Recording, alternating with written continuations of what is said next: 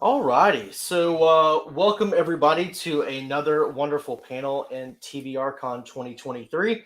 I will be the moderator for the Audiobook Narration 101 panel that we're currently doing.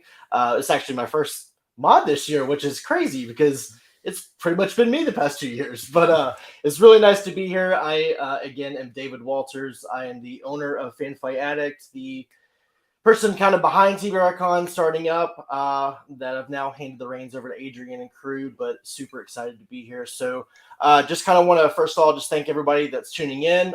Thank all the panelists that are here with me right now that are going to be chatting about audiobooks and narration and all the fun stories behind that. But first off, I just want to get everybody to kind of introduce themselves, tell us a little bit about yourself. So Colin, we'll start with you. Oh, hi. My name's Colin Mace, and I'm in London. That's why it's so dark. It's 11 o'clock here. So I am an actor and an audiobook reader, which I've been doing since around about 2007. I was quite an early adopter. I went to a studio and I cut a show reel, like a video voice reel. And the guy there said, "Oh, we do these things called audiobooks. Do you fancy doing one?" And I did something called a quick read, which was actually for people who were for adult literacy. So it had to be absolutely 100% right. So someone from the publisher came and sat next to the producer, and that's how I got started. And now I've done a lot of audiobooks.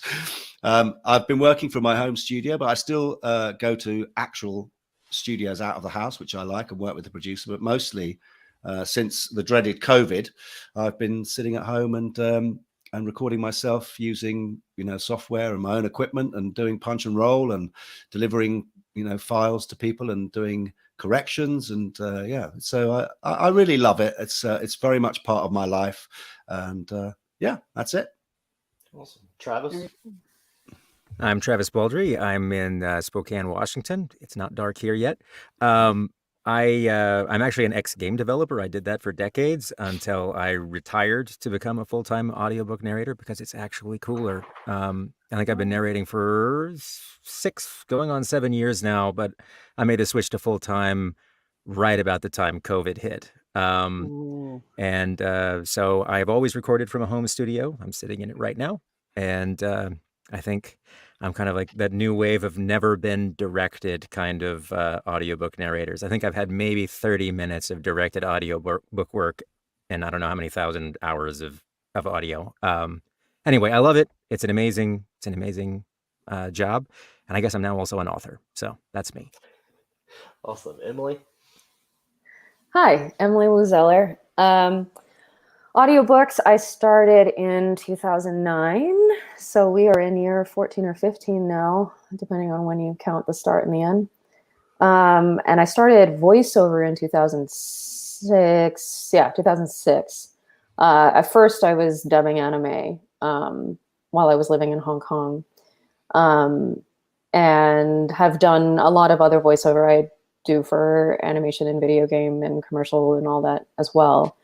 But audiobooks have been my primary focus since 2012. I went full time. So yeah, that's it in a nutshell. Luke?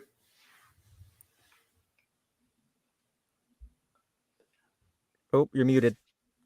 Muted. Nope. Or your mic's not working. I know it was working earlier, but you're still quiet. Yeah. Oh no. Uh-oh. Still quiet. Check that connection. Curses. Yeah. Robin, do you want to go while Luke gets? I'll go. Yeah, Luke. Luke cover stuff and I'll go. Yeah, I think I heard you. Okay, there we go. My headphones automatically muted. I've moved to a new place. My little home studio setup isn't ready yet. Anyway, thank you for that. I'm Luke, the rookie of the panel. If my technical difficulties don't, reveal that. I was an actor for quite a while, and then I have recently become an author a couple of years ago, and then I started doing audiobooks for my own series of books.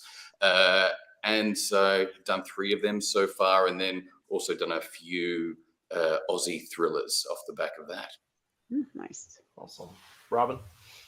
Hi, I'm Robin Miles. I'm one of the veterans, I guess, in the group. I'm your garden variety actor with the background. Believe it or not, I started when I was like 17, so I'm not a child actor, I was a teen actor. But I've done Broadway and, believe it or not, a soap opera before they closed. Some TV, etc. But I was really trained for the stage. I went to England and studied at BADA, British American Drama Academy, Yale Drama School. So I went that real conventional route. But when I got out of school, I was looking for a community service. And so I started reading books for the blind, and that's how I got in. I thought I was volunteering. I had all intents and purposes of doing that. And when they hired me, they said, "Okay, so you got the job. It pays." And I went, "It pays?" And they went, "Oh, yes, dear. Oh, yes." I had no idea. I had no idea you could even make money doing this. So it started, but there's a good moral in this, that you put yourself out there to do something good in the world, and it snapped right back at me with income. So I believe deeply in that. Been doing this since 1990, maybe 96. And I don't know, I think I've recently broken the 500 book mark, maybe. But pretty much doing this these days. I direct and produce 2, mostly audio drama, big casts, lots of people, lots of characters. But I love what I do. I love it. That's awesome. I'm glad to hear that. So I know everybody kind of touched on, like I started doing audiobook narration this date, this year, etc. But like, what exactly was it about audiobook narration that like drove you to go in? I want to try this out, and then what kind of kept you on that road? And Travis, I want to start with you, since you kind of came from a video game background, and then you're like, well, I'm going to narrate audiobooks. Like, what was it that made that decision for you? My kids didn't need me to read to them anymore. I was a big fan of audiobooks. I loved listening to audiobooks. Frank Muller remains like my all-time favorite narrator. And I liked doing all the voices for my kids. I really got into it, and I was a little disappointed when they didn't want me to do it anymore. As a game developer, I also ended up getting a lot of the equipment because I didn't want to pay for studio time for VO. So I wanted to set up enough studio equipment where I could get, VO pickup work done on the cheap. So I had this equipment, and coincidentally, I stumbled across ACX, the service that Amazon Audible fields to allow indie authors to put their work up for audition and ultimately have it produced by narrators and put onto Audible. And I thought, well, this sounds like fun. I like reading out loud. And I started doing it on the side, and it was fun, and I really enjoyed it. And I turned out to be okay at it, and people kept asking me to do it. And I continued to do it on the side for years. And at some point, like, the wheels started to come off the ground, the plane started to take off, and I was like, well, I could just do this. And it felt weird because like game development is a job that a lot of people are really hot to do. I mean, there's kind of a lot of like sparkles around game development, but it's a difficult industry. It's a lot of work. And I actually just ended up liking narrating more. And honestly, the community was just amazing. The people who read audiobooks are just cool people. And book people are cool people. Authors are cool. It's really diverse. It's really refreshing. It was just a huge breath of fresh air for me. So here I am. I guess, working on different projects like all the time instead of working like maybe on like one game for it's great to ship every week. Yeah. It's great to ship every week. And people like, it's a very different relationship with the people who consume what you do. Again, book people are cool people. If somebody really hates the audiobook or the book, they give you 1 star and they get on with their life. Games don't work that way. Very true. Emily, same question for you. Yeah, well, I was doing the performing thing. I was actually a dancer and a singer first, and then came into acting. But I was living in New York. Actually, well, no, first I was in Hong Kong doing the dubbing. And then when I moved back to the States, I actually lived in Providence, Rhode Island for a year. And it was while I was there, doing a bunch of different gigs for theater, that I found out about an audition that BBC Audiobooks America was having. And that was because they had recently moved from New York to Rhode Island for tax reasons, I think.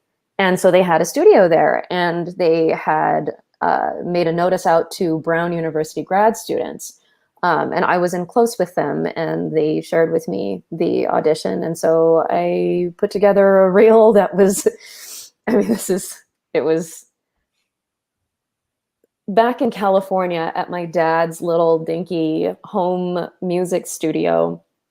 I grabbed a copy of the Maltese Falcon, and I was like, oh God, he doesn't have a pop filter. Okay. Cut an old piece of pantyhose. One hand I'm holding the book, and the other hand I pull up the piece of pantyhose, and I'm like, okay, we got this. All right, ready? Go. And I just did this like 3-minute read, and my dad like put it on a CD, and then I sent it in. And a few months later, I get a call that says, hey, we'd like you to audition for this thing. Go in.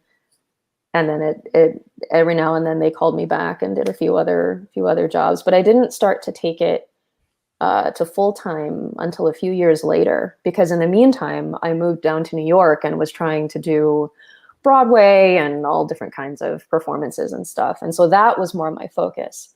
But the producer that had continued to hire me from BBC, they said, you know, you can really do this if you want to. I was like, what? Really? And I said, yeah, you should go to this thing called APAC. Okay, I'll introduce you. Okay.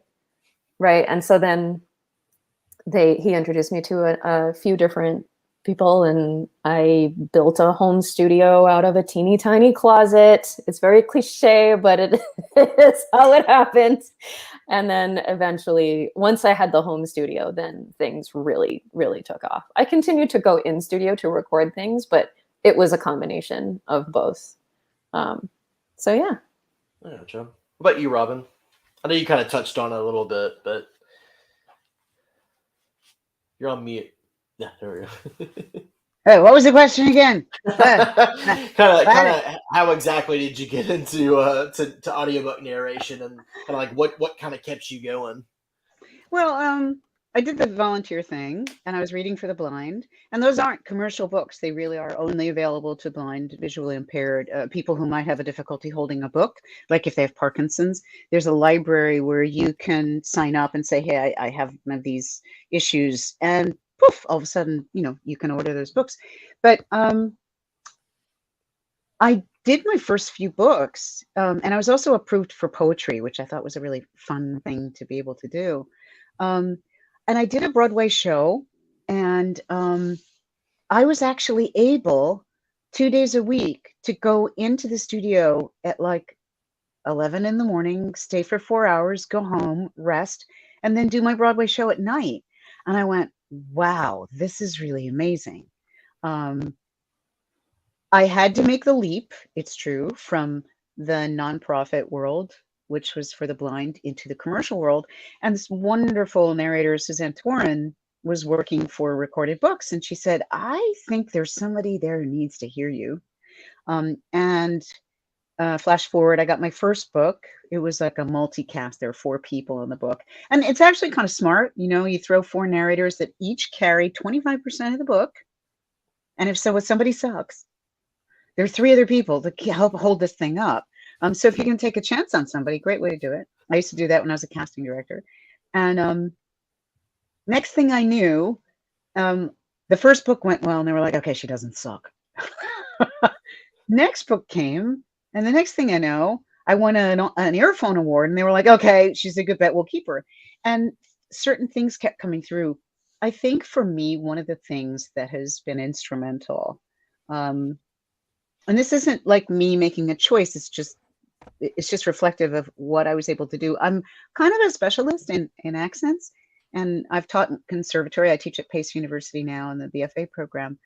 I often train actors how to use accents. And for me, it was what broke through the proverbial glass ceiling.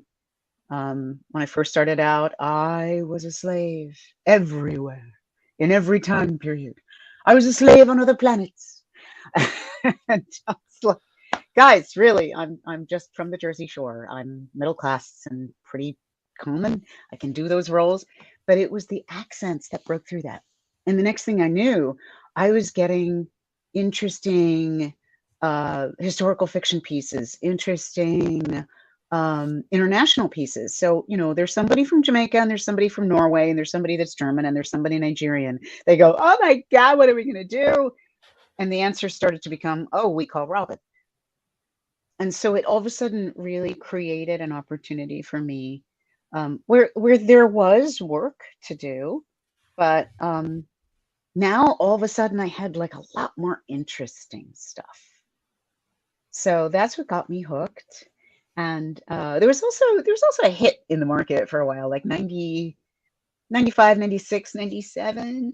There were just no roles created for any people of color at all on television for 2 years.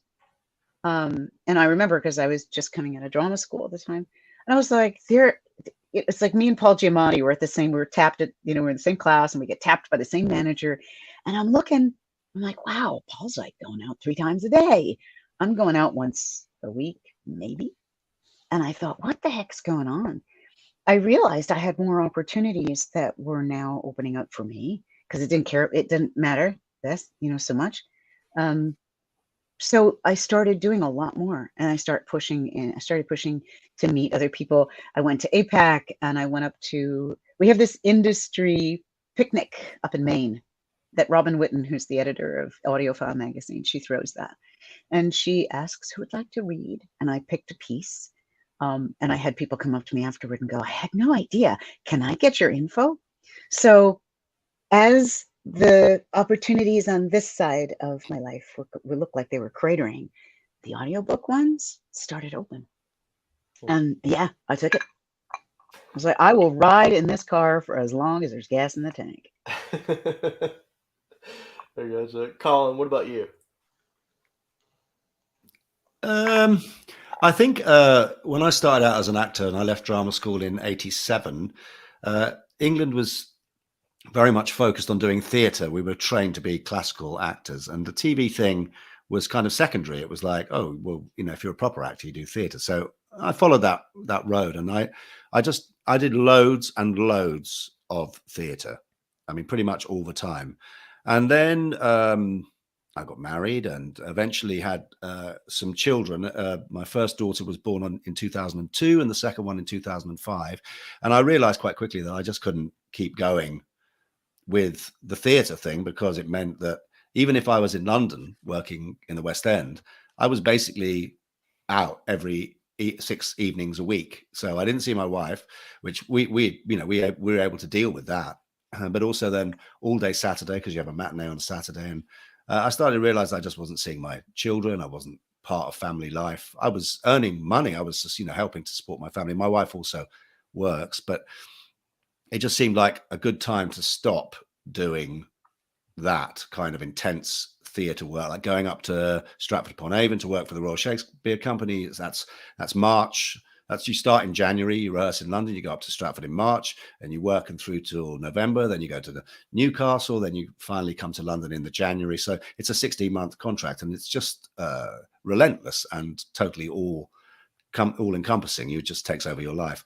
And then I did quite a lot of touring, which I really loved, and I expect I might go back to that. Now my children are pretty much grown up, so I made a decision to stop doing theatre. My agent was absolutely delighted. I said, I don't want to do theatre anymore. And she was like, hurrah, hurrah. And I said, I just want to do some screen work. It's a part of my industry which I haven't really experienced. I want to do TV and film. And she said, well, it'll take some time because all the casting directors think that you're not available because you haven't been available for like 10 years. So it did take a bit of time. And so I had a lot more time on my hands. And that meant I was working, but I was working like 3 weeks here, and then I'd come home, and then there'd be something else would come up, be a few days on something, and then come back. And so I had a lot more time on my hands, and I wanted to do something creative. And I think that I was lucky that I went to this studio in North London where I cut this reel, and this guy, Patch McQuaid, who runs ID Audio, said, I think you should do some audiobooks if you're interested. And so I started working with him, and then and that was a kind of private arrangement. He would just ring me up and say, come and do this book, or his staff would say, we've got this book. And mostly I started out doing military books. I don't mean military history, I mean like shoot 'em ups, basically, like Andy McNabb and people like that. So back to the accent thing, really interesting, because in most of those books, in the English version of those books, you have a protagonist who's normally kind of just the narrator's voice sort of heightened slightly, but there would always be these other soldiers. There would be one from Newcastle, so you had to do a Geordie accent. You had one from Liverpool, had to do a Scouse accent. You had someone called Jock, and you had someone called Taffy. So you had this group of soldiers going on this Black Ops mission, you know, and you had to be able to bring the whole thing to life. And I found that was a transferable skill in a way. It's just the same thing. You're just, instead of acting on stage or in front of a camera, you're acting into a microphone for people to listen to you bring this book to life for them. And I really got hooked on doing it. I found it quite exhausting. At the same time, I got a voiceover agent because, again, I was in London, I was at home, I was more available. So this voiceover agent took me on, and I started doing corporate voiceover and TV, you know, voiceover for commercial campaigns and stuff like that. So the whole kind of audio world really opened up for me about in about, as I say, about 2007. And it's been full on ever since. I'm still lucky enough to be working as an actor, so it's about balance. You know, I'm going off tomorrow actually to finish filming on something in Liverpool. But you know, the great thing about audiobooks is, particularly when you've got your home studio, is that you can be flexible around other commitments, and that really appealed to me. So that when my children were little and picking them up from school or taking them off to do something or just hanging out with them, you could be flexible around your audio work. Not so much like the corporate stuff, because they needed it done on Thursday between 3 and 5 p.m. But you know, your audiobooks, you could ring up and say, look, actually, my kid is sick, she's not going to school, I can't come today. And they'll go, no, that's fine, we'll book in another half day, you know, next week.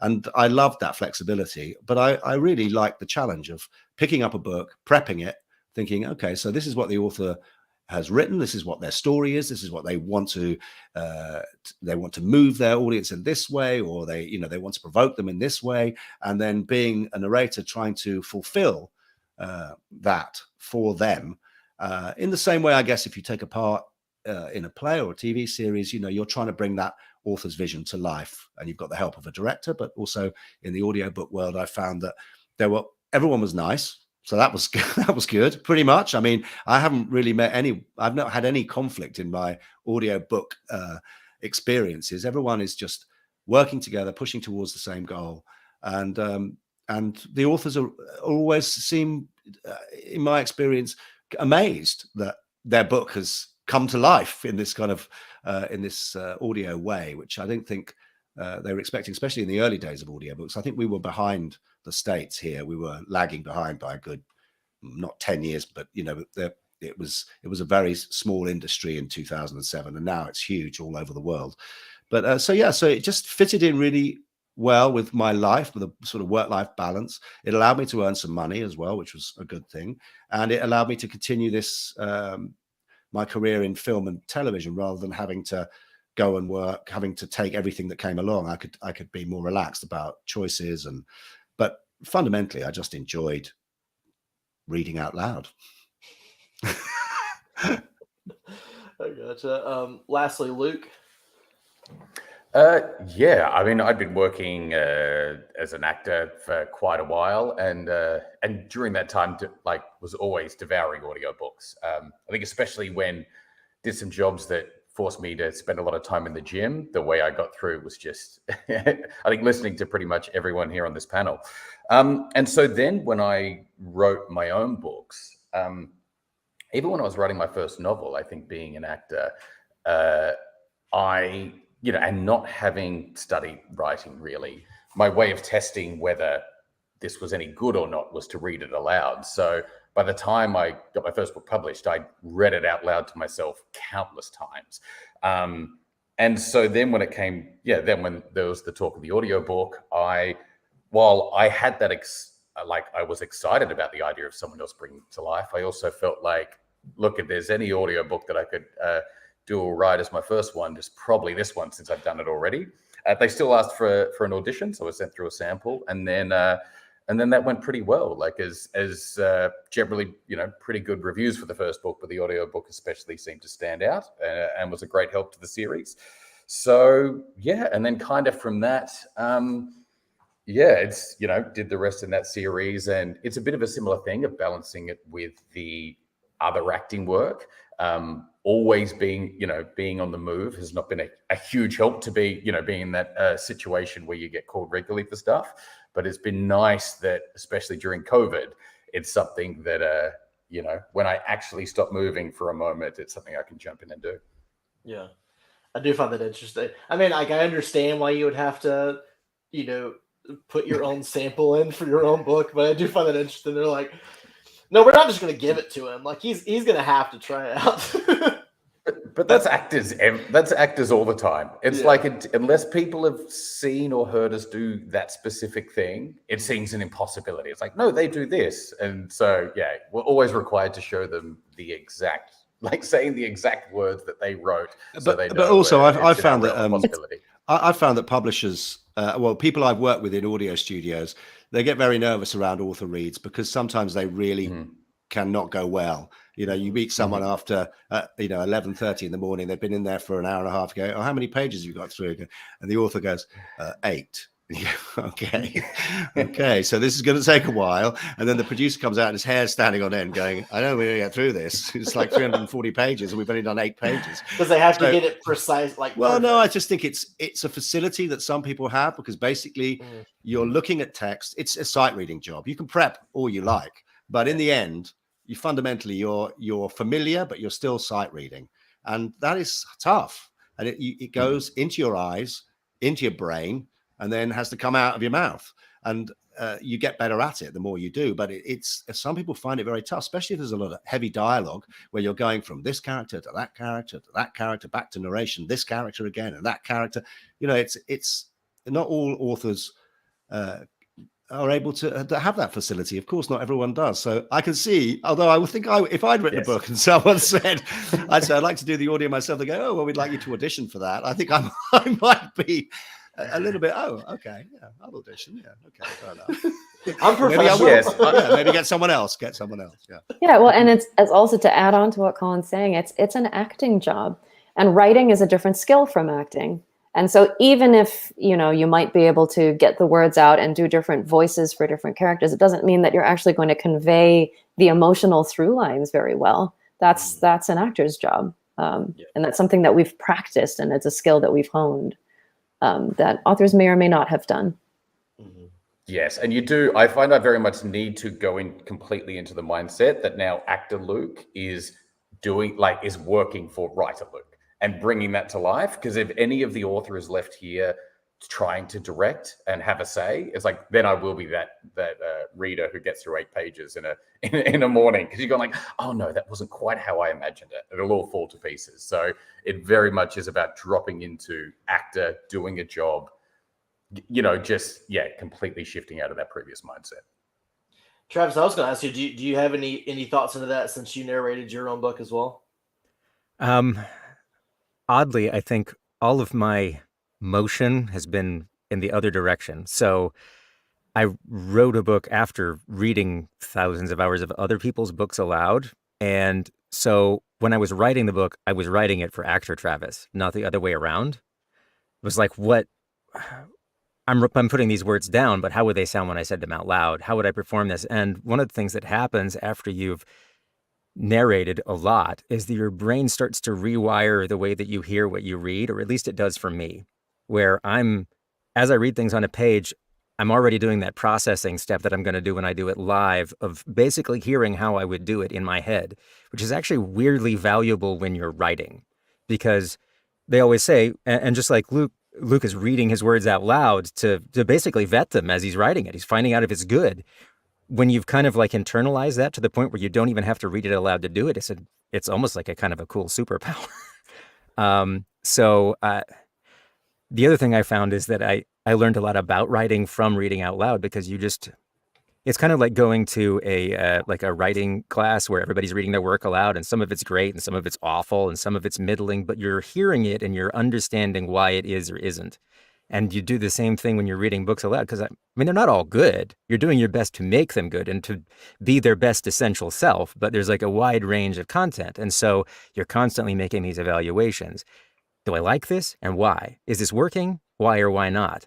And there's this incredibly tight loop of analysis of the text and how it can be expressed and what those words really evoke. That's just I don't know. I think if all authors could read thousands of hours things out loud, it would be like an amazing tool for them to like boil down what is essentially them in writing, like their specific voice. I really went off on a tangent there. I'm sorry. Travis, here's this for a wormhole. There was an author who wrote his book entirely by dictation, and then I narrated it. So he did not end up doing the narration for it, but he wrote it entirely by dictation. But he wrote it by voice. He wrote it by voice. It was the smoothest recording process I think I have ever had. I was like, it's amazing how many sharp edges get rubbed off. Yeah. It's amazing how many sharp edges get rubbed off. Yeah.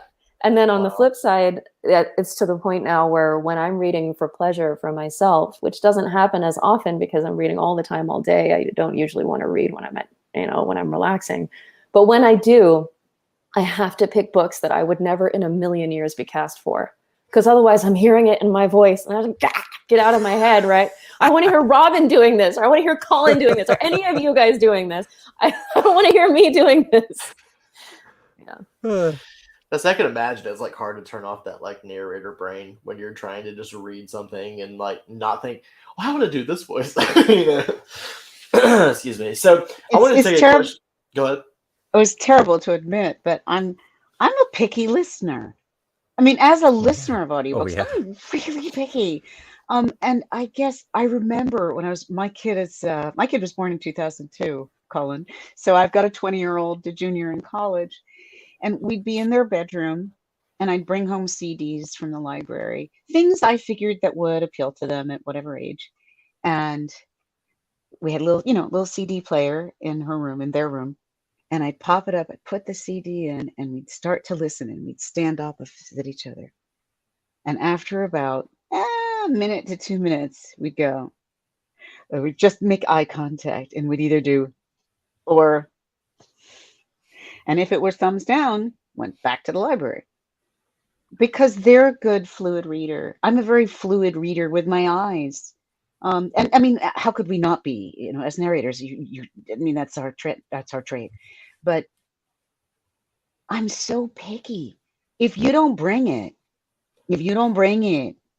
I send you home. I send you back to the library. And it's terrible.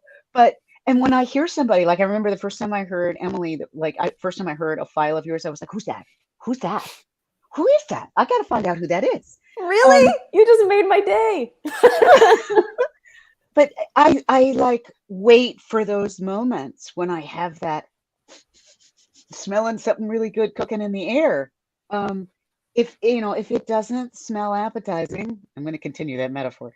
It goes back to the store. Yeah, so kind of going off what Robin said, like, does everybody here also listen to audiobooks? I mean, outside of like, I don't know if I'm assuming you listen to what you record to help in the editing process. You might not, but I am completely oblivious to it. But do you listen to audiobooks, and do you have any narrators that you just listen to like constantly every time there's a new book out? You listen to it unless it's not your genre. I'll start with you, Luke. Do you listen to audiobooks? Yeah, I listen to a lot of audiobooks, and yeah, I'd say like I think, and it's funny. It is weird then when you ask about like listening to ourselves back. Like while it was tempting sometimes to think like, oh, I could just record the audiobooks for my books myself. But I think without someone there, I'd get stuck in a complete loop of wanting to perfect everything, along the way. So I'm very glad it's not that. And it is always interesting when I have to listen to mine back when you get to do a new one. And it's like, okay, what accent did I end up with for that little character? Because that is one of the compromises that happens when I do it, that I can't do every accent of how I hear all of them in my head. And there are some you're like that's who this character just went dodgy. But I think probably something that influenced mine a lot is Stephen Pacey's version of all Joe Abercrombie's books. Yep. I've found it very hard to go back and read Joe afterwards, because like if something comes out, it's like, I'm going to read this one, in an actual hard copy. It's like, no, I want to know what Pacey's doing with that. So definitely one for me that is, and I definitely have found myself stealing some characters accidentally. Like in a pinch, when a character comes up, it's like, oh, I'm like Sims, my lizard cop borrows a lot from Glockter, from Pacey's Glockter. Kind of accident. It didn't start that way, but it's kind of evolved the more I've listened to Pacey's stuff. I don't blame you. Pacey is definitely one of yours. What about you, Emily? Yeah, I do listen. I don't listen a ton because, like I was saying before, I mean, so for me, audiobooks are the majority of what I spend my work life doing, the vast majority, and has been for a long time. And my work has actually been, my personal work has actually been in being able to step away from work and not doing that all day, every day, all the time. And so for my mental health, I actually don't read or listen as much because I do get very deep into my head. And then it's also just, that's what I do all day. I want to get out and run in nature. I want to exercise. I want to listen to music. I want to dance. I want to be with people, or I don't want to be with people, but I want to have input in that I don't need to analyze. And audiobooks is too close to home for me to not, That said, with more downtime, I am able to read or listen a little bit more. And like Ron was saying, I'm also very picky. I was teaching a class today. I'm teaching audiobooks to my students at Pace. It's just been approved to put it on the roster. But I was having that conversation with them. It's a strange thing, but you would think, and actually, I put this out to all of you. When I'm done with a day, 5 or 6 hours on the mic, you would think all I'd want to do is be quiet, shut my mouth, and just turn it off. But the first thing I want to do is voice my own opinion about something, anything, my own thought. So I'll get sometimes very talkative at the end of a session because I'm like, who am I again? I don't know who the hell I am. I've been living everybody else's actions and everybody else's feelings. And then, like Emily, I don't have a lot of time to listen to audiobooks. So there are a couple of things that I've put in my queue. And I remember listening to and been blown away by Alfred Molina's reading of Treasure Island. And of course, there's a lot of our colleagues, I'm like, now that I have to speak their names, I'm like, and there's, it's just not coming to my tongue. But most of the time, once I've reclaimed my voice and my thoughts, then I want to just sit in the quiet. And both of us live in Hawaii. I want to listen to the bird outside that goes, it's really annoying, but you know what? I cherish that annoying sound. And I'm also across the street from the beach. And so a lot of times I'll just, I don't even leave the complex. I just go out, stand on the landing and just look at the sun, look at the water, listen to the trees blowing in the wind, because that's what I need. So I'm totally with you on that, Emily. It's not a bad way to end the day. Yeah. What is it they say? Paradise doesn't suck. Right. I would agree with that. What about you, Colin? Yeah, I don't listen to a lot of audiobooks. I rarely listen to an audiobook in truth. Partly, like Emily says, when you spend hours recording a book, the idea of then sitting and listening to a book seems strange. It's like, I like reading books. I've always read, even as a child. I was quite a voracious reader and still am, really. So I think in a way, it's just, I don't think I've got the right brain for listening to audiobooks because I find it very hard to normally, so I listen to the radio a lot. And when you listen to the radio, you can be doing something else. You can be cooking, you can be in the garden, you can be driving your car, you can be doing all sorts of things. But the radio doesn't have to hold your attention for every single second. So I find that if I do listen to an audiobook, which I do on occasion, I have to basically sit in a room with the lights off and just listen to it, because it's a bit like going to the cinema or trying to watch a movie when you're trying to, plant plants or mow the lawn or, cook dinner. That's not going to work. You're not going to engage with it properly. So because when I'm away from recording, I'm living family life, making food, doing all the stuff you have to do around the house, or doing other work, then that's not conducive to listening to an audiobook. And I think if you're going to listen to an audiobook, then you should give it full attention, because people have worked very hard to create it. So it's not, I find reading very relaxing. I read every day, normally at the end of the day, a novel that I'm, a writer that I'm really interested in. I don't, maybe I'm just odd. I think it's because I do audiobooks. I'd rather read them than listen to someone else's version of them, if you like. And that sounds a bit selfish in a way, but I just think it's just what I've always done. I think it's partly my age, because audiobooks didn't really exist when I was even in my 30s. So it's a new way of consuming literature, and people absolutely love it, as we all know. But for me, because I record so many, I think that the idea of putting headphones on and listening to a book seems kind of strange to me. And I like, very much like Emily, I like to get away and do something else, watch some sport, go to the pub, meet friends, talk about other stuff, anything, So yeah, I'm not a massive listener of audiobooks, but there are some that I've listened to that I've really loved. Everybody good? Sorry. Not sure what happened. We all hit the matrix for a second. I got you, Colin. Yeah, that makes sense. Travis, last one. You listen to any audiobooks? I used to be a huge audiobook listener. I listened to them on my commute, and I listened to them while I worked. And one of the things you can't do while you read audiobooks is listen to audiobooks while you work. And my commute now I walk downstairs. So both of those things evaporated. Also, like everyone else has said, I'm really picky now in two ways. One, I'm very picky about narration, because when you spend so much time on the craft of it, it becomes really apparent. There's certain things that just start to grate that wouldn't otherwise grate. It's like when you edit a book, you get editing brain turned on and you just can't turn it off. It's very difficult to turn off. But I'm also, because most of my reading is like prescribed for me for the year, I'm really protective of my actual reading time. So I would read anything. Now I'm very picky about what I'll read too, because I'm fiercely protective of the time I actually get to read, because I still love to read.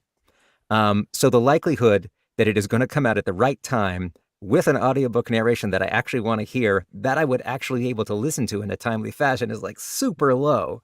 So I listen to a lot of samples. I like to kind of like get the temperature of how things are going and like genres that I commonly work in. I'm like, oh, this sounds really cool. I love what they're doing with this character voice, or I just love the tone that they've evoked. This is really great. Or I just think this is an actor I would like to know more about.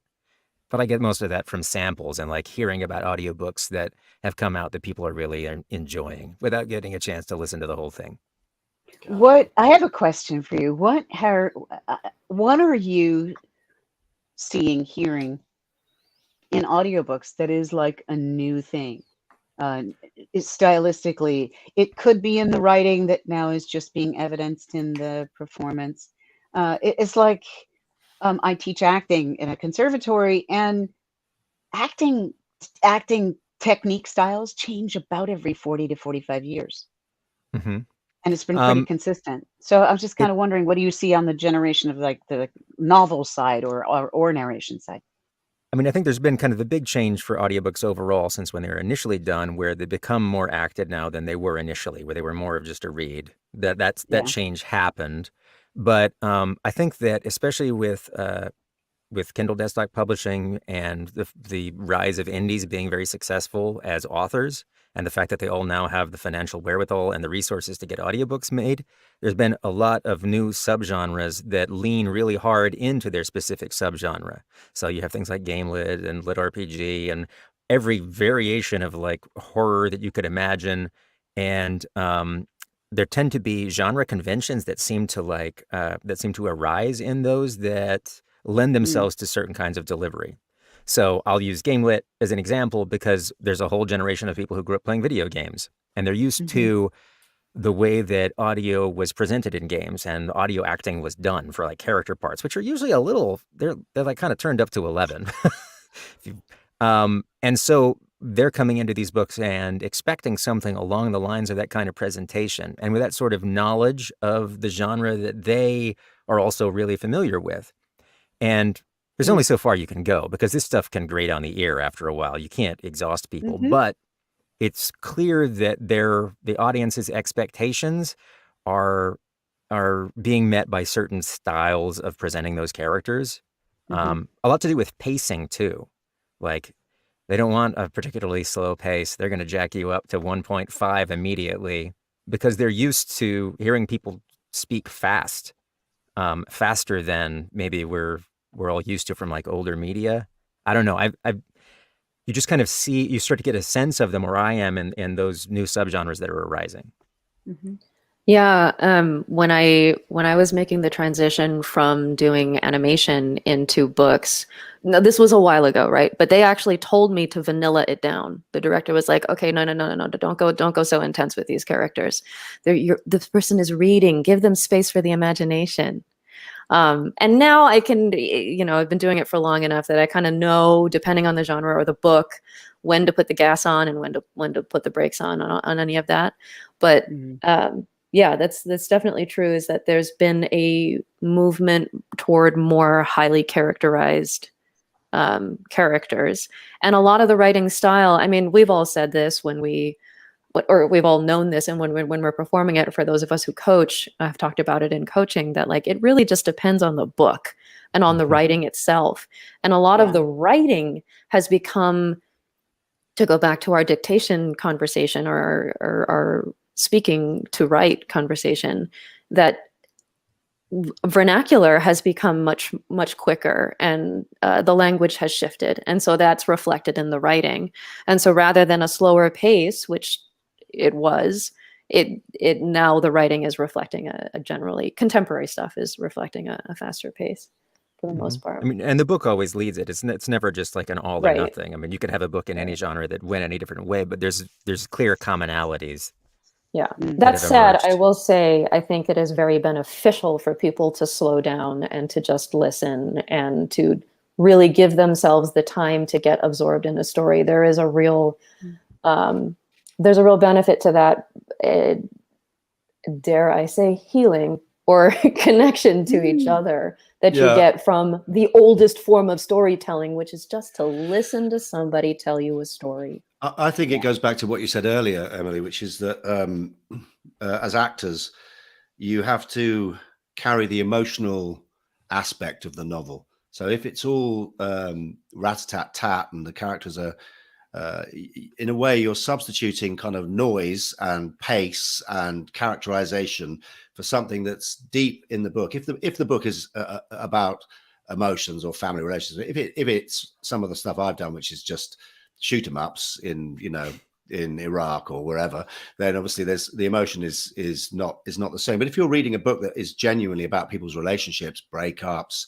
family relationships, father-son relationships, father-daughter relationships, all those things that we know, then I think you have to give it time, because that's where the connection comes, like you just said, because you carry the emotion, and sometimes it's in the narrative and sometimes it's in the dialogue, but either way, that's what I feel my job is to communicate that, not to tell the listener what to feel, because I think can be manipulative, and also it can be overbearing and will grate. But it's just about having the time and giving yourself the time to make sure that emotion is carried and is present for the listener, because that's how they will stay engaged with the story. That's where the connection is. I mean, I find it amazing that people listen to audiobooks at 1.5 times the speed or 2 times the speed. It's like, but that's not how we recorded it. So I don't understand. I understand you haven't got enough time and you just want to listen to the book. So just whop it up to ×2, and everyone's talking like that. But I just feel like if the book has value and you've chosen it to listen to, then you should listen to it in the way that it was recorded, because that's how you will get connected to the characters, to the story, to the emotion, to the feelings, all those things. So yeah, because that's certainly how I approach it. If the book has that content in it, certainly. And with that performance style stuff, it is so much more intimate than almost any other kind of acting you'll do. That it is one actor, one audience member, often really whispered into their ears. Like it's rare that there's a situation where people will put a speaker on and everyone will sit around, and there is that temptation. It is sometimes in moments where, of course, the characters are living out a moment of the story that feels theatrical and feels large, and you want to deliver it, but it's always remembering that it's just you're telling a story right into someone's ear, and there's some middle ground there between living up to that, but also honoring the delivery system of this very intimate storytelling. It's so intimate. You really remember if you try and read an audiobook to someone when you don't have a microphone and they're more than 2 feet away, and you're like, I'm bellowing this at you. This is so surreal, because you're basically just whispering in someone's ear all day, every day. And to make that switch is really disconcerting. Yeah. Well, and I see a comment here that I think is related to what we're talking about from Kentucky SFF. The question is background music becoming more common or limited to, say, Star Wars audiobooks? So that's an interesting question, because what we're talking about is the form of audiobooks in particular, which is the audio format of a piece of literature, a piece of writing that has been made to be read. Music, I think, starts to get more involved when you start to move the spectrum toward radio play. And that kind of writing is written to have the different elements involved in it. And Travis touched on this too, in that Gamelit is written for a specific kind of performance, right? It's a specific kind of incorporation of different elements, including music. So it really, again, it comes back to the writing, right? It depends. If the author has written it so that there should be other elements going on, it will become apparent. And if not, then the book on its own is meant to stand on its own, in which case it would just be the voice that's for the audio. And often they'll strip down the text, specifically the audio version. If they're doing a more of a graphic audio style thing, they'll take the original text, they'll strip a certain percentage of the narrative away to kind of leave room for that, and all the attributions will tend to be dropped because you go multicast, and they get refactored to allow the existence of that music without it clashing. Because I mean, in a lot of ways, the narrative of a book kind of is the background music. You've got a lot of the emotional tone of what's going on. It's just in the narrative spaced between the dialogue. And if you got music and that going at the same time, for me, I often feel there's a little bit of a clash. I've had that experience, actually, both sides of it in a weird way, because I do a lot of multicast as a director. So I always start with the structure of the book first. Which one of the characters that I need to cast you're just going to play you. You're my lead, you're my lead, you're my lead. You're just going to cover you because it's so substantive. And then I typically cast a male and a female to do cleanup to play 20 of the other characters. They are my most versatile actors. Stephen DeRosa, who understudied Nathan Lane on Broadway. I can do anything. He was my ensemble player, to be able to do that. And typically, if I'm doing something like with Midnight in the Garden of Good and Evil audio drama, I went through the entire script, line by line. Where can I take out the attributives? It's not necessary to do a he said, she said here. There's a man and a woman in the scene. We're going to know who's talking. She laughed. She sighed. I take those out. You just do that. That's what is in the stage direction.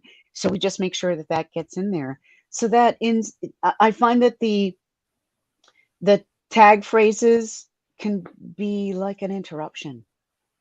It just sort of stops stop and listen to that. I agree with you. I do. It's actually a podcast. A friend of mine writes these short stories.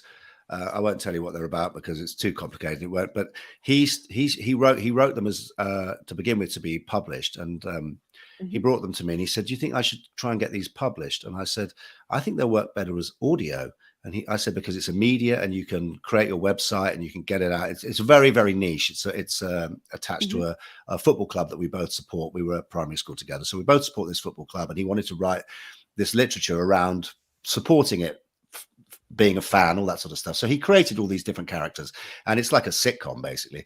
And each episode is about half an hour long. So he started writing it, and he wrote he said, she said, intensely, or whatever, all the adverbs. And then after we did it a couple, he said, I we know who these characters are. As long as we know who's in the scene, your voice will carry the character. So the listener doesn't need to be told who's speaking, because they'll know who's speaking because they know the characters.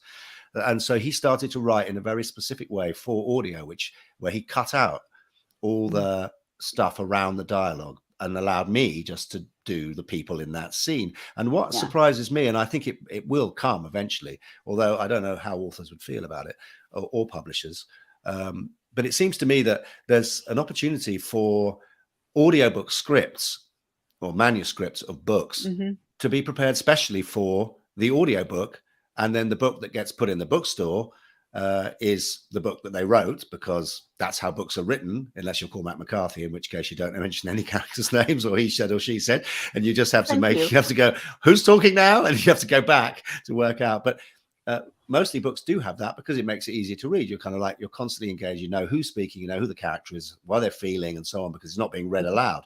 But once you start reading it aloud, once the characters are established, some of that stuff should be stripped away. Now, whether anyone's got the time or the budget to go back and take a 350-page book and prepare it for audio, I don't know. I suspect not at the moment. But with the increase in book sales as audiobooks as opposed to actual books, maybe there is a chance that, you know, a writer will write the book and then write the audiobook version where some of that stuff is stripped out. It'll certainly make it easier for us as narrators, and I think it would make it easier for the listener.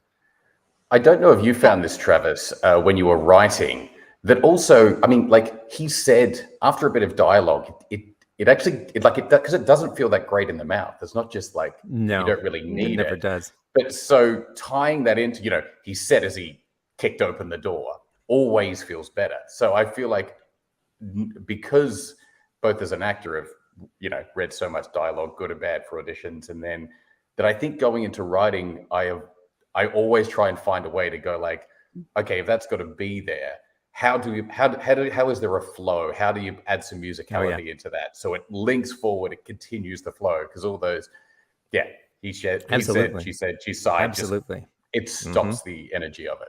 Yeah. And everyone you can omit and that you can get automatically with inference based on the characters in the scene is always a win. I've had authors go and literally change the way they write dialogue in subsequent books and their attributions because they heard it. And they're like, oh, I didn't even need that. And it works both in the book and the audio. There's plenty of places to remove those attributions, even in a book, and have it be, you know, comprehensible. And because I often work live with some of the books I do, I've had authors that listen in. They're like, okay, I'm not that, okay, not going to do that again. And then they'll actually update it in the subsequent volumes. Very cool. Interesting. So, wanted to ask, I mean, I assume you've all worked on at least one book where you've got multiple characters you have to do voices for. So, kind of a two-part question. When it comes to differentiating voices in books, what is your system with like keeping up with them and then keeping them consistent, not through just one book but maybe even sequels to that book? And Emily, we'll start with you. Okay, yeah.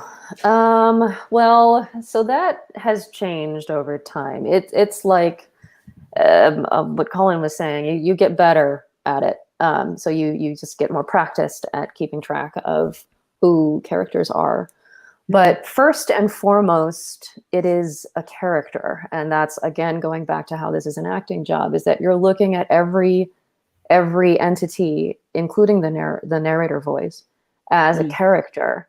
And so that's where the voices come from. Now, the author has provided you with a lot of background information that may not be available in a strict play or even a radio play like we've talked about, but that's what a director is for, and you have a team and whatever.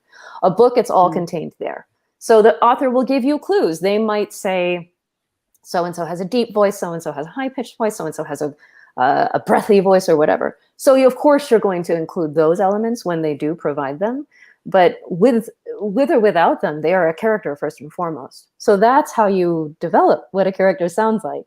And that's, you pull from your own imagination, you pull from people that you've interacted with in the world. You want to make them as real and fleshed out as possible, right? That's what you do. You're not just doing a voice. So that's one. And then over the course of, I actually use paper quite a bit. I have like a paper calendar and I have a paper notebook. Yeah. And I'm all about writing on the paper. I'm sorry, trees, but that is the only way that I can remember and like process. So I have a physical notebook where I write down the names. Now I also have a digital copy. And I also, in my sessions when I'm recording at home, I make a marker. Or like, okay, this is a character. I will pull this file so that I can remember later on what this person sounds like. Because sometimes series don't have the next book for another year or 2 years, or it is available, but I'm not available. And so I can't record the book until, whatever time. So, and in between, I've done a book every single week, right? So it's hard to remember what that thing was. But yeah, that's my. Anybody want to jump in? I'll push that forward because I have a really elaborate tracking system. I just call them my tracking docs. And I have a chart and a chart. And the first chart is anything I don't know the meaning of or the pronunciation of.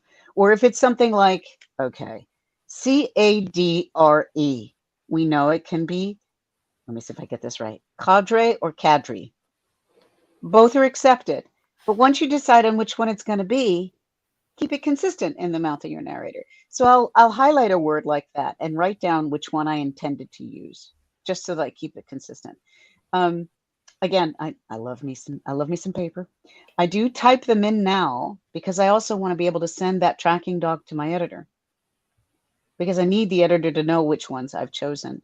I do a lot in accent, and so especially with any languages that have a tonal quality, Chinese, Japanese, Korean, Nigerian, Ghanaian, all of those African countries often have a tonal quality to it. So I might say, Ayodele is the person's name. Ayodele, slight quarter tone up. And I'll include it on there so they don't go, well, that sounded really weird the way you said that. Well, yeah, for English. But it's coming out of the mouth of a character that speaks that language. It should sound like that. Not necessarily the narrator, necessarily. But I'm going to keep my tracking sheets. And those are the words. The second ones are all the characters that I've looked at. I highlight as I'm reading along. I'm like, reading my book. Ooh, highlight tool, highlight name. Keep reading, keep reading, keep reading. Ooh, underline tool. They're overweight. They're quick to anger. They're, they're from such and such a place. Keep reading, keep reading. Then I'll stop. Pull all that information. I stop at around page 80. Take all that information that I've marked, throw it into a tracking doc. And it's wonderful because when I stop at page 80 and I throw it into the tracking doc, I say throw it in. I have to type it in. It's not that easy. But honestly, I have to say, okay, who is that again? Great. I may not even know what I'm going to do with voices, but it just reminds me who everybody is, what's happened so far. And then I start again at page 80 and I keep going. And I might stop again at page 200, then take the next bunch of things I marked, throw them into the document. So that becomes my master tracking doc. But I also, while I'm recording, I'll drop a memory location the first time I voice something, so that every time I voice that character afterwards, I have it. And then, when you're in a series, my production manager / husband, and I recommend this for everybody. You find a good production manager. You just marry them. It's the best way to go. So my husband's my production manager, and we have a lot that we're juggling. And I'll say, can you go into such and such a Pro Tools file and pull the little samples where the markers are for people's voices?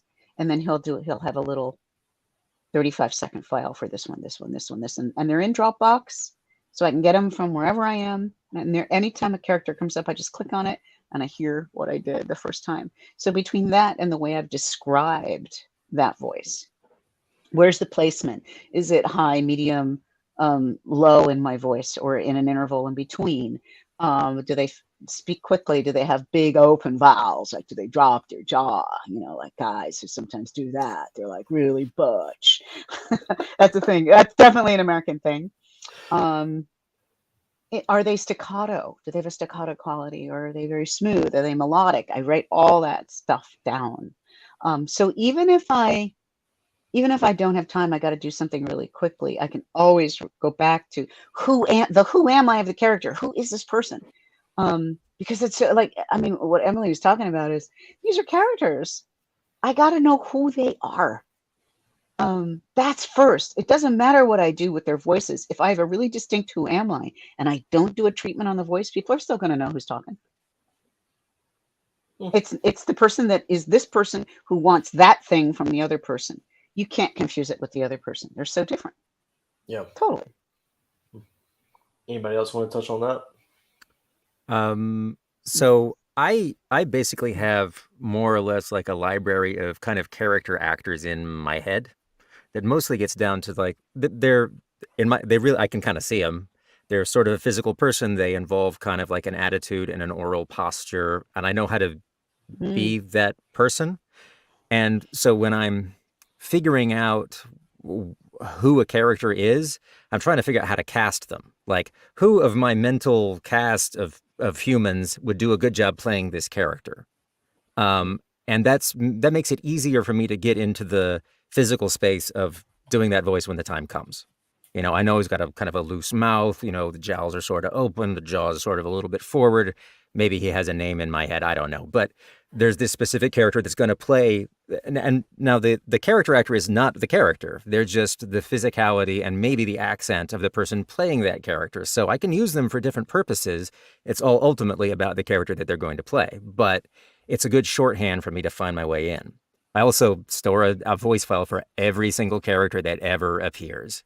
If they appear, it's getting a voice file. It doesn't matter if they are random guard number 5. I've been bitten too many times on book 8 when random guard number 5, who just said, "Yes, my lord," in book 1, reappears and suddenly they're important. So if they show up, they get a voice file. And I keep those alphabetized. I've got a lot of long series that, like Emily is saying, sometimes it's a year between books, but you've got like 250 characters. I'm like, I don't remember who these people are. You've got to organize and keep that stuff. There's a certain amount of trial and error early on. We're like, oh yeah, I can totally wing this. I know who this is. I'll never forget who this character is. They're so unique. No, 100 books later, you're like, I have no memory of this place. Yeah, I also find as well, I need sometimes to get back into accents. Like sometimes I have some accents or voices that can throw me. You can go like, oh, this is fine. These 2 people talking are great. But later on, when suddenly you've got these 4 people in a scene together, some of those little nuances like start going out. So I think I always end up in my same notes that I have there, and all like the different voice notes of each thing. Just those little, almost like a little drop-in phrase for every character. But if I really need to, before I go in, you just go and say that, like I have it written there. And that saying that little phrase reminds me of the placement, reminds me of those little shifts that if I need to, can say that puts me back in there before I go back into their bit of dialogue.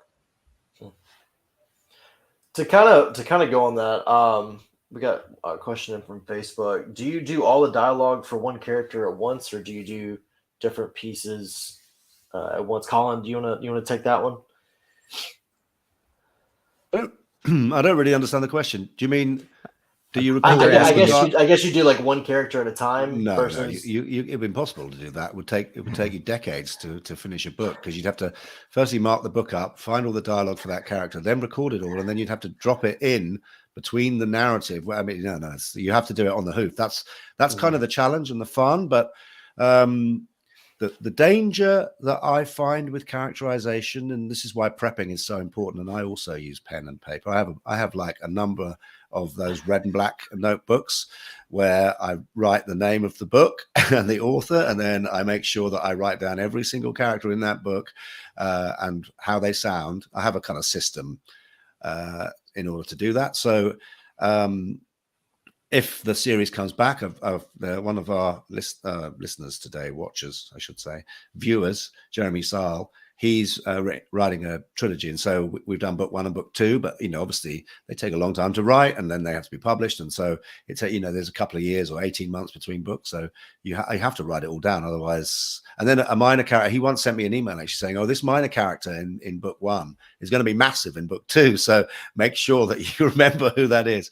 But no, the idea of the thing I was going to say was that when it comes to characterization, you have to be very careful in your prep, because what you don't want is 2 characters who sound similar, who you don't realize at page 280 suddenly they're going on a journey together, and they're in the book together for the rest of the book, and they both sound the same, and you're like, oh, I've made a mistake. So that's where prepping becomes really really important, so that you make sure the major characters who spend time together, that you can delineate between the two of them in some way, whether it's higher pitch, lower pitch, different accent, whatever. And you make those choices really before you start, so you don't get tripped up. I did famously record a book. I don't know, I forget what the book was or who the author was, but I would happily have gone round to his house and had strong words with him. At the end of it was a thriller. At the end of the 380 pages, what it was, it said literally, and I'm not joking, on the last page, he said in his slight Australian accent, which I'd missed in the prepping. So we'd done the whole book, and he had an English accent. I'm an English narrator. He, as far as I was aware, this was an English character. And at the end, and I went to the producer and I said, "What do we do?" And he said, "We just don't say that." And so that bit of the book never made it. It was just like, no. We just take those 3 words out at the end. That's fine. I'm not sure you get away with that now. And also it was my fault because I'd missed it. But yeah, so there's so many interesting things about prepping for characters. But the idea that you would do all the dialogue of one character and then you move on to the next character and the next character, that would be impossible. I don't think it would be possible to do. I think you'd go completely mad, and it would take 4 times as long. So yeah, we just read the book as written, and we try to be as dexterous as we can. Obviously, we can stop. So one of the things I have a real problem with, and it's happened quite recently, is if I have a Scottish character and an Irish character in the same scene, and I find most accents, I don't want to use the word accents, most characterizations you can hop between because they're in your head and you sort of feel them in your mouth. You can feel where the voice is placed. Like you were saying, does it have a slack jaw? Is it forward in the mouth? Or is it at the back of the throat? You can feel it in your mouth. So you can once you get practiced, you can hop between characters. But there are certain things, and as I say, this one thing is, if you have a character from Glasgow in a scene with a character from Dublin, I just have to stop every line and then go, okay, reboot, and then record the next bit of dialogue and then stop, and then that's a bit of a behind the curtain secret, because everyone thinks, oh, they're amazing, these people, they just run through a book and they do character and then they cut, but those two together is an absolute nightmare for me. When I see it on the page, I'm like, this is going to take a while. But yeah, the idea of recording a character, I'll tell you one thing though, and maybe this is an interesting subject to open up. I do a series by a writer called Scott Mariani, and he has the main character is a kind of James Bond character, and he goes all over the world. He writes books, and some of them are set in East Asia, some in South Asia, some in America. Australia was a recent one, but there were these 2 books, and one was called The Star of Africa, and the other one was, I can't remember, but there were 2, and the stories followed on. And the lead baddie, for want of a better word, was described as being like Idi Amin. Now, I'm a white middle-class bloke from London, and this character was massive in both books. And there was some discussion at the time about whether or not I would voice this character, or whether they would get in an actor of color to read that character's dialogue.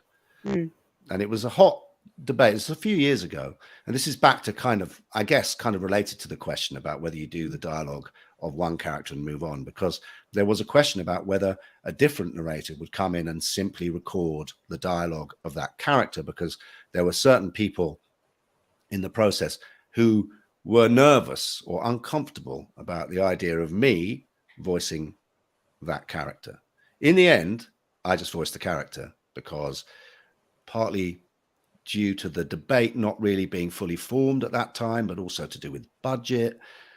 But that's an interesting conversation, I think, for us. I don't know where people stand on the idea of people doing accents of other cultures, other nationalities, other races, whether that makes the listener uncomfortable. I don't know. I haven't ever heard that, but I do know that publishers are getting a little bit nervous around this subject at the moment. What do other people think? Well, yeah, and there's a lot that can be said here. First is particularly in the romance genre, it's becoming more and more popular to have overlapping dialogue. So you would have That's not a genre I have done a lot of work in. right. Please carry on.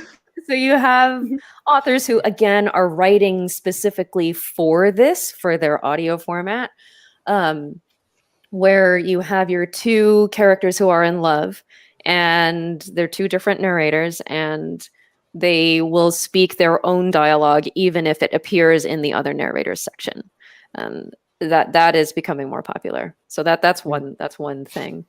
And then regarding the can of worms, that is actors of color versus actors who are white, and actors of any kind of diversity other than what has traditionally been the primary voices.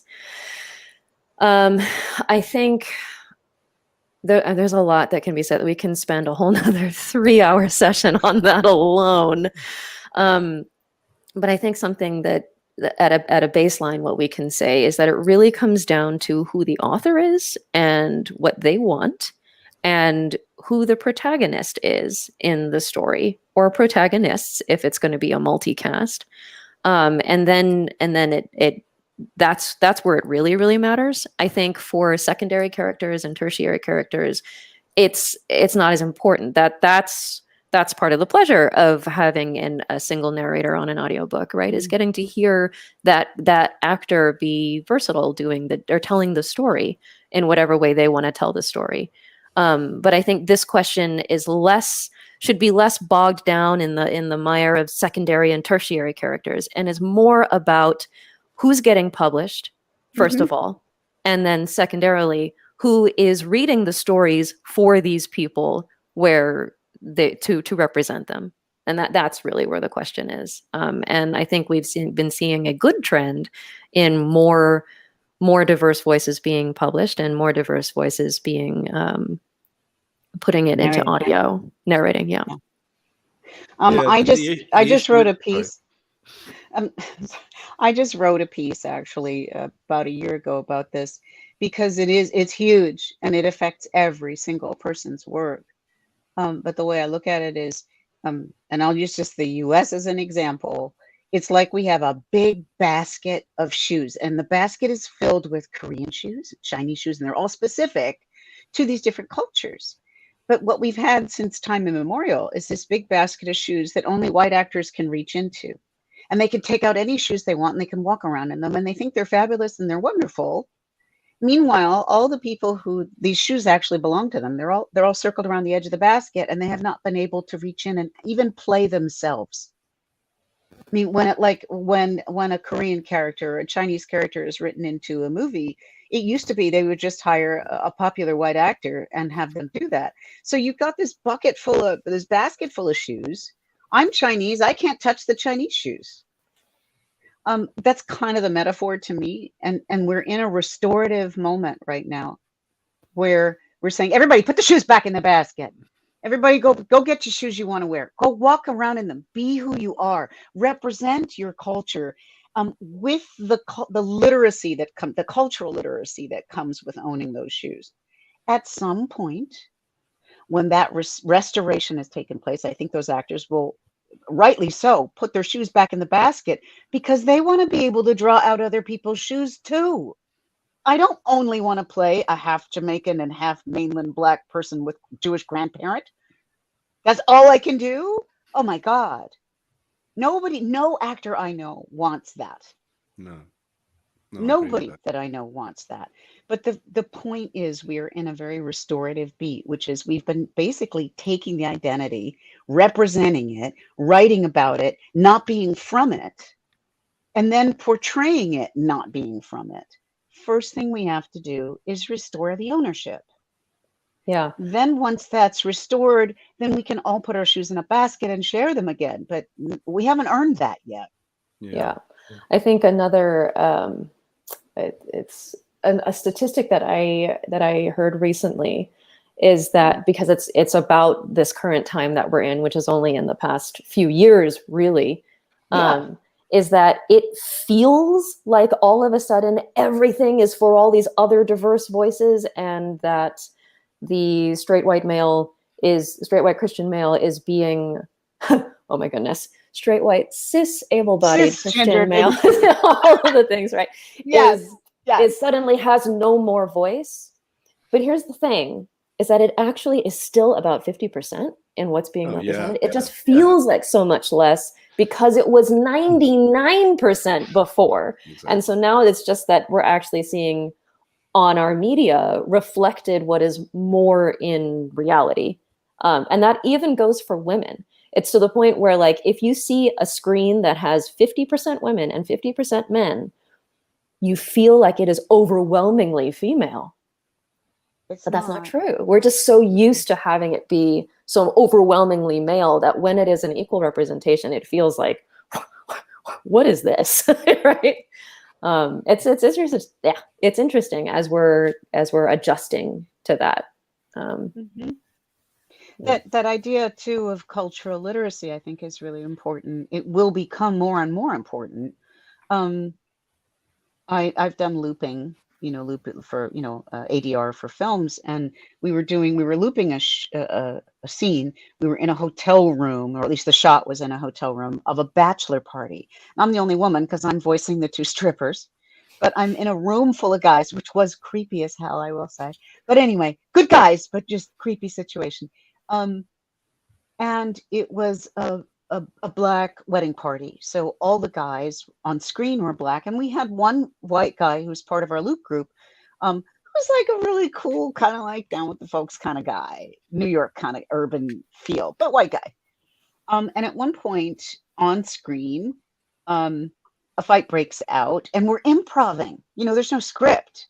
But what ended up happening was a fight broke out, and the one white actor in the room said, "Whoa, whoa, whoa, somebody call the cops."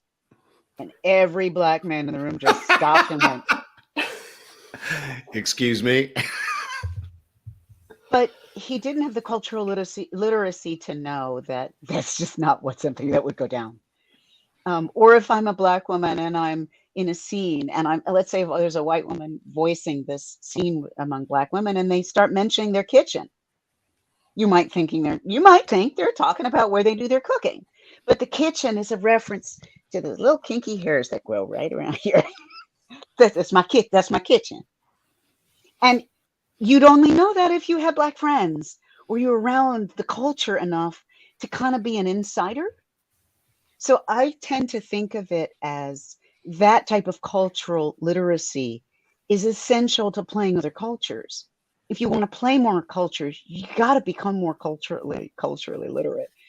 I voice a lot of Jewish characters. I have practicing Jewish members of my family, my grandparents as well, my aunt. And I grew up in a Jewish neighborhood. So culturally, that's an area of literacy for me that actually kind of makes sense. But that's unusual, I think, in terms of what you would expect. I'm like a unicorn in some respects. But if we want to be able to voice the characters, we do need to, as actors, become culturally literate, because the shoes will go back in the basket at some point. I think we've had this conversation, maybe even, Emily, the idea of who gets to be considered American. If a role is written for like a suburban American person, there are plenty of people who are suburban Americans that aren't white. Oh yeah, it drives me crazy. It drives me middle class suburban Americans. And when people will be like, I'm half Korean and half American. What do you mean? You're half American white, or you're half American Korean, but you're actually full blood Korean descended, but you're half American nationality and half Korean nationality? Or is it a white person who and a European descended person who grew up in Korea, who's actually that Korean half, and then it's like yeah. But that idea of who gets to be considered an American for American roles is a huge deal. It's huge. Travis, Colin, y'all have anything y'all want to add? Yeah, my wife is a casting director in theatre, and currently in London, it would be impossible to put together, not that anyone should want to, I guess maybe there are people who would want to, it would be impossible to put a non-diverse cast together, it would be considered inappropriate and unexpected. So there has been, just living in this house with my wife casting plays over the last 25 years, there's been a real change in the idea of how you would put a cast together. My point originally was really more to do with the fact that authors now write books in which they include diversity, but as you said, it depends who the author is and who the protagonist is. So, for instance, in this Scott Mariani series, his protagonist is a white James Bond. And so it becomes natural, I suppose, for them to cast someone like me, because he talks the most, and it's third person, so it's not first person. So there's narrative, and then he's the guy that's running the plot. But then you get a Russian guy, or you get a Japanese guy, or you get, in the case of the books that I mentioned, his antagonist, if you like, is this African militia sort of semi-terrorist guy who's described as being 6'6" and looks like Idi Amin. So in a situation like that, where authors are creating more diversity in the characterization in the books, I mean, that's maybe he's a bad example, but where you're bringing in characters from different cultures into one book because that's what you want to do, because you want to write in a more diverse way. Then when you get someone to do the audio book, they're faced with characters from all sorts of cultures that they may have very little information about, or not really understand the references, or so on. So then it becomes, then I think that's where some publishers and some people, be they producers, audiobook readers, listeners, can think, well, why is this guy voicing these people? A non-white woman from Detroit is a character in a book, but then the main character is this white guy. So they've got a white guy to read the book, but then he's also got to read the dialogue from all these other characters that have been put into the book because the writers tried to make his book more diverse. And then it can become, or may become, uncomfortable. And I don't really know. Yeah, absolutely. I haven't really formed my own feelings about it. In that instance, I did the Idi Amin thing for these two novels. There was no backlash, but I could see, the debate in my own head was kind of live. So it's very difficult to know, because you don't want to turn an audiobook into a radio play, right? You don't want to cast it and then have everyone come in and do their little bit. That's never going to happen. But I think it comes back to what. Sorry to interrupt you. No, I finished. I think it comes back to what Robin was saying, is that the more cultural literacy that we have, which will happen the more representation that we have. So the broader that we can get information out about what different cultures are and who we are, and connect with each other more, the more informed we can be as actors too, as people in general, and especially as actors and as writers. Because I think you touch on an interesting point here, Colin, is that some authors are putting in diverse characters for the sake of diversity, without any actual information or knowledge about them. So the writing itself can be very, either at the worst insensitive or racist, right? But at the most benign, it can just be kind of ignorant and very blah, and not actually representative of any of those particular cultures.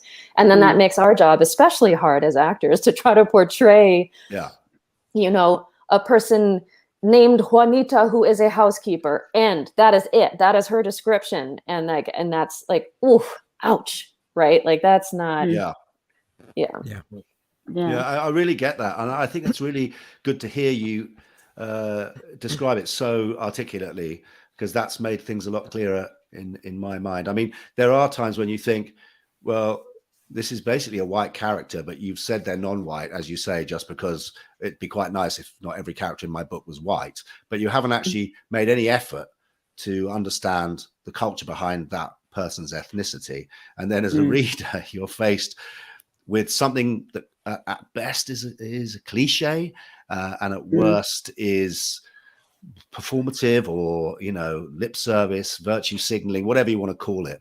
And that makes our job, that does make our job difficult. Whether the listeners really like, whether it jars for them, because if you've got good narrators, then you can pull it off, I guess. But it's a tricky one, and I think yeah, I don't know where that's in this audiobook world that we're living in as narrators. Just where that is, where that's headed. They've definitely in instances where I've had to narrate a character and I felt that it was a bit like I wasn't that comfortable doing it. Like a Japanese guy and he's written in terrible patois English with, to say that's a Japanese guy who can't really speak English, so he speaks in a kind of in that cliche Japanese way speaking, and you're like, oh well, come on, we can do a bit better than this, can't we? But then you're faced with the words on the page. Right. It becomes your responsibility. You can't change them. Right? You can't change the writing. So you've got to try and do it sensitively. But so I have pushed back. I have sent some text back, particularly because I am half Chinese, and it was a book that I was doing, and I was doing it because it was a character who was Asian, Hawaiian, and there were some Chinese and Japanese characters in there, and it was just written in this way that, I mean, I couldn't get through it. I couldn't. From the whole base of me, I couldn't possibly get these words out the way that they were written. And I had to just say, listen, unless you change this, I'm not narrating this. And it wasn't the entire thing. It was just, these handful of bad guy characters that were coming in. And I was like, you need to change this, please. And I will continue, but I can't do it as it is. And Facebook user comment here says, as a voice actor, is there a time when you would go back and push back to the director and producer? Yes, 100%. We all know somebody who has said, hey, look, this isn't for me. You need to find somebody else who can do this. And it can even be as broad as, I had a book one time that was Tantor gave me, and it was a South African protagonist. And it wasn't about me feeling like I couldn't represent South African. I just couldn't do the accent. And I was like, I can't do this whole book in South African. And which one, right? Like, so yeah, you do. You can say, hey, look, I'm not the right person for this. Yeah, I've done that on a few occasions. I wish I could go back now and go and say that about some books I did. Same, Robin. Same. I did one that I'm like, oh, they're out there forever now. They're out there forever. I know. But one of the things I keep hearing that's underneath and underpinning this whole conversation, and we haven't said it yet, is that we are all victims of the segregation that we've endured.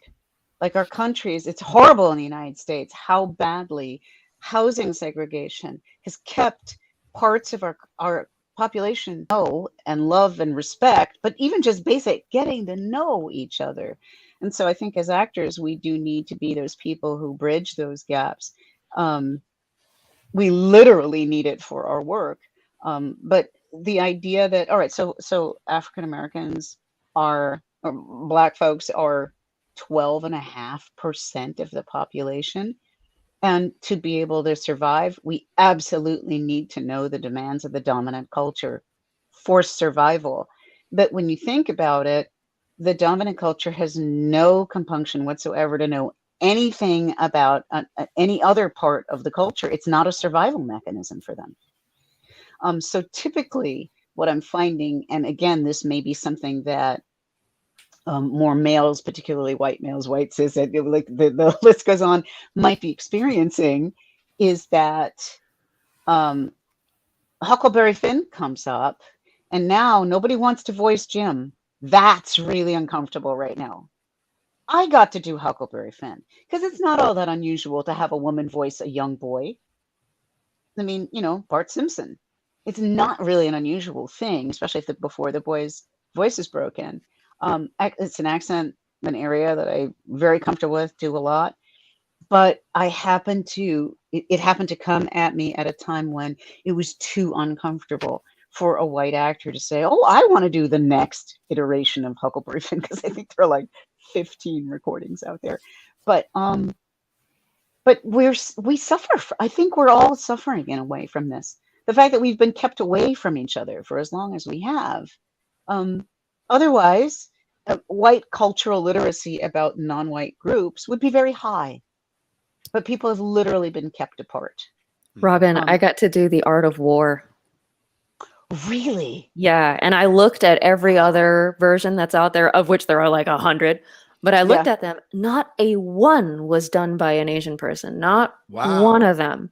And so they got not just an Asian person, but a female Asian to read Sunzu's thing. That was so meaningful. It was so I'm using my next Audible credit for that. It's really short. And I was like, well, okay.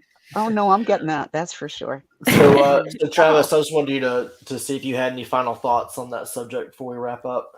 I'll make it really quick. I think just as actors, more and more, we probably have a responsibility to try and evaluate books that are offered to us and say, what's the perspective of this book? Whose experience is this book really talking about?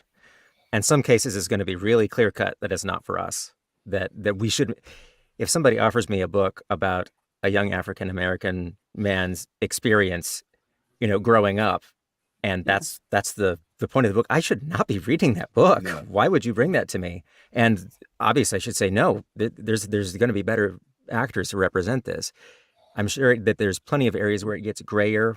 Maybe it's not about their experience. Maybe it's in space and it's a million years from now. I don't know. But I think it's still ultimately our responsibility to look at the books and try and make a reasoned evaluation and look to ourselves and say, hey, am I the right person for this or not? And can I justify why or why not?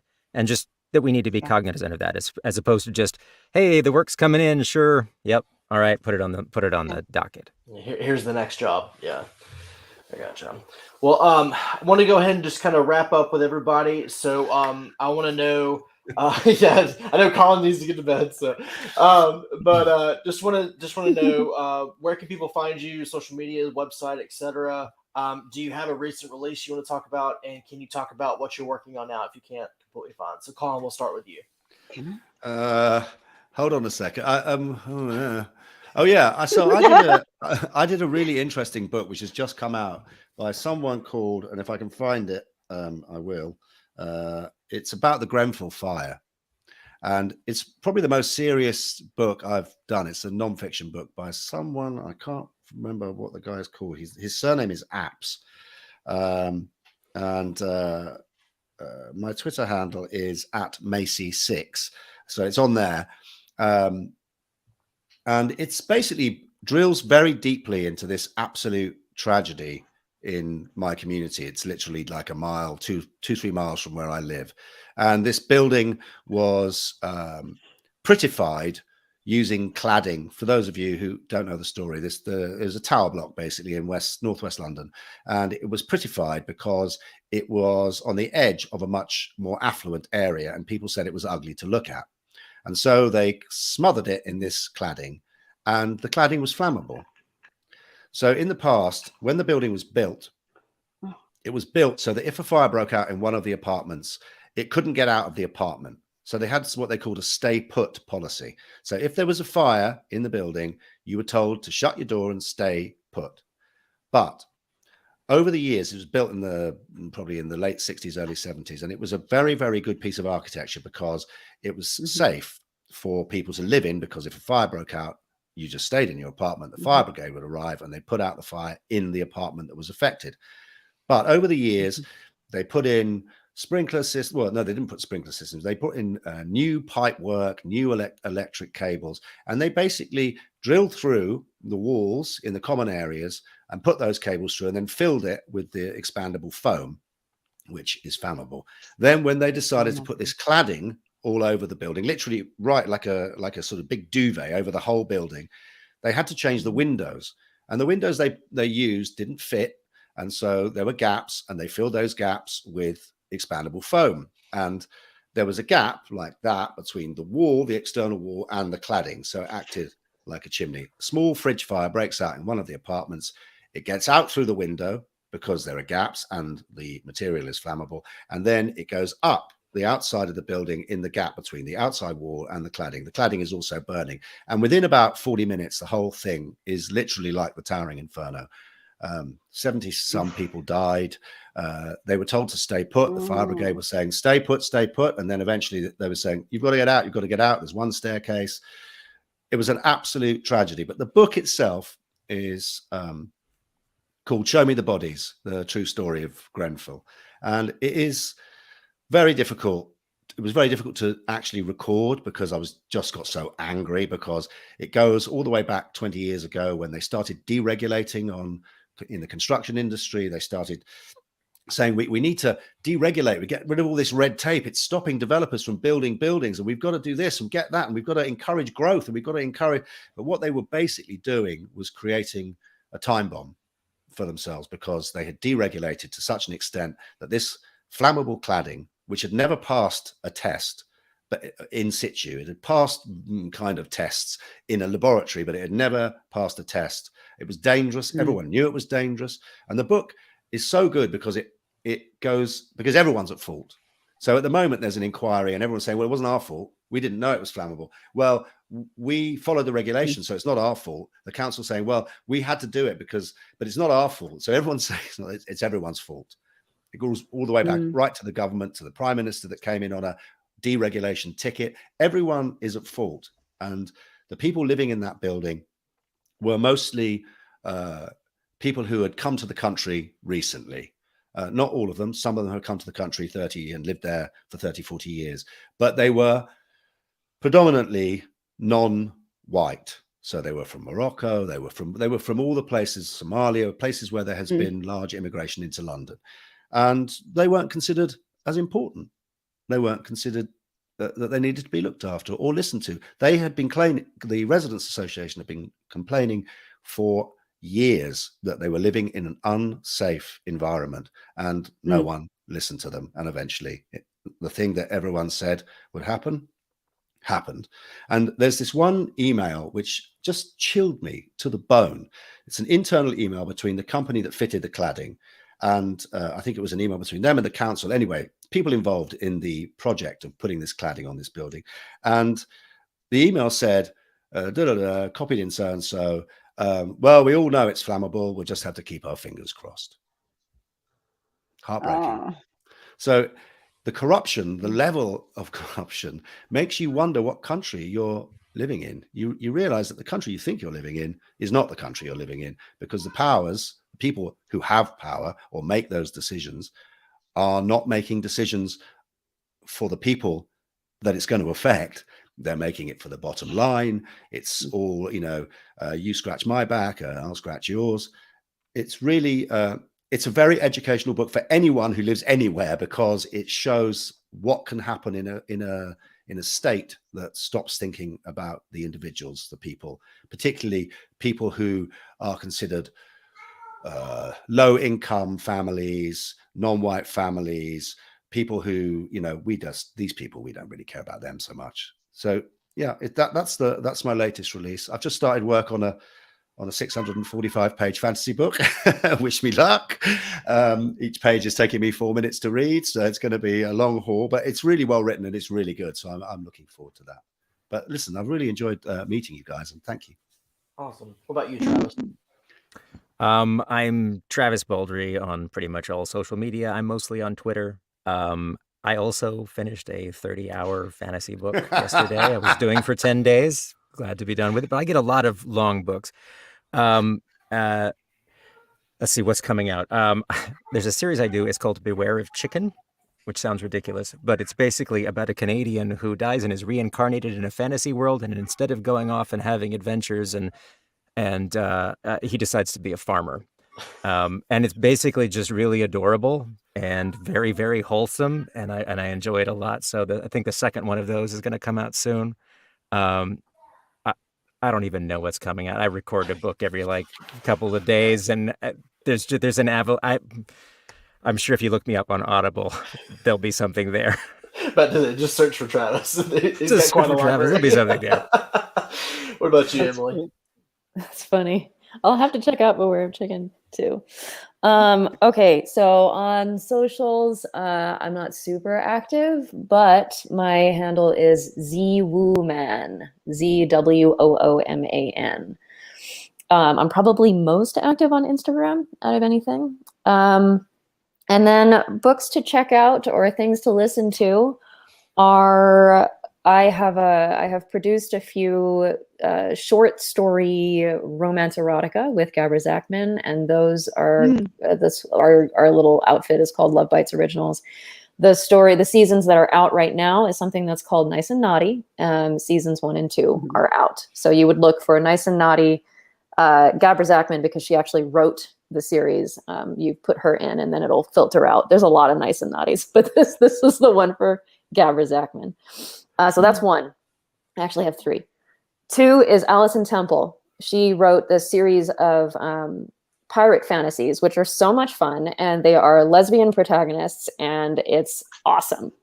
And she's a totally indie producer, which is part of the reason why I'm plugging that, is because I really want to support her. And then 3rd is an Anime Wong bio that was written actually, like, when did it first come out? A while ago, 15 years ago, maybe. And then this is a 2nd edition, and then they've put it into audio. It was the longest research list I've ever had. It was, for a 10-hour finish, 750 terms. It was every single minute I had a new name that needed to be whatever, and woo, it was a lot of work. But for those of you who don't know, in the States, on our quarters, we have different imprints, that mints that come out every so often, and Anime is one of the newest quarters, which is really, really fun. If you don't know who she is, check out the book. You will find out. All right, what about you, Luke? Yes, I am Long Luke Arnold on, Insta, Twitter, and TikTok, where for people who like audiobooks, when my publishers were like, hey, Book Talk's a thing, maybe you should get on there and do something. So I started something called the First Page Pajama Party, where I sit in my silk pajamas and read the first page of different books. And so, if you're looking for your next thing to read, there's a bunch of stuff there. I've just got to sit up and record some more. But check me out there. Awesome. Robin? Oh, my website's being rebuilt. It'll be robinmiles.biz. They decommissioned the software that I used to create my website, and it went poof, it's gone. So I'm having it redone. But I'm usually found on Twitter at rmilesvox, and also rmilesvox at Facebook. And I think everywhere it all should be rmilesvox. In terms of titles, God, this is such a hard thing. The most favorite thing that I've done recently that I just was so jazzed about because the writing grabbed me by the throat. And the title is We Spread. And it's by Ian Reid, the Canadian author, R-E-I-D. He's hot right now because the first 2 books he did were like immediately made into films. He got film deals. And I believe this one's already cast, the one that I just did. Wow. But I love the way he straddles this line between like kitchen sink realism, but it has elements of horror. And you're like, wait a minute, is she dreaming? Or are we in a horror landscape? And he doesn't let you off the hook, but he doesn't let you know. I loved it. So We Spread was my recent most exciting one. And my recent nonfiction that I've just completed, hard, difficult thing to read about. It's called The Riders Come Out at Night. And it is about the police department in California, not the LA police department, but the Oakland police department, and their very, very long history of abuse and essentially terrorism of the neighborhoods around them. And it is, I want to say it's shocking, but there's another piece of me that goes, it's not shocking. It's not shocking at all. But it's factual, deep dive investigation into how this continues, like one police department, how this like police brutality just is perpetuated and continued. And the officers are indicted, and then they go in for an appeal, and 10 years later they're exonerated. So nothing actually really happens to change. It's just pretty depressing, but it's a huge eye opener in terms of how an institution like American policing operates. It's a microcosm of the larger macrocosm. So I will share those 2 with you. Well, thank you so much. Well, I want to thank everybody that tuned in. Thank you all, especially for your questions. But panelists, thank you all so much for taking the time to come chat about audiobooks and narrating and everything under the sun. And hopefully we can try to get this panel again for next year, and we'll try to come up with some even better and tougher questions that we go through. But this has been an eye-opening experience, and just thank you all so much. You're welcome. Thank you for having us. Yeah, Absolutely. Thank you very much. Yeah.